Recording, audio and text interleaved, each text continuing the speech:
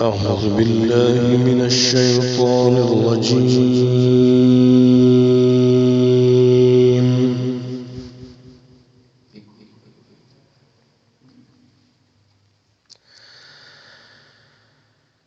بسم الله الرحمن الرحيم.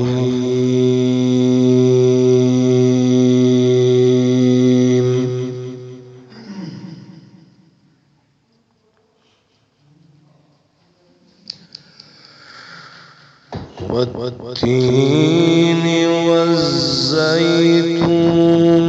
وطور سينين وهذا البلد الأمين.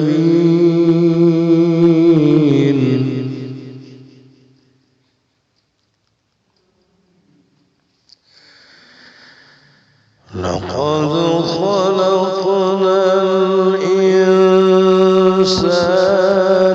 في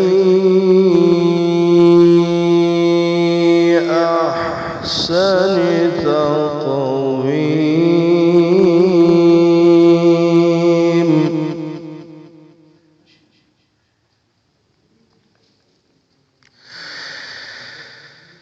ثم رددناه أسفل سافلين إلا الذين آمنوا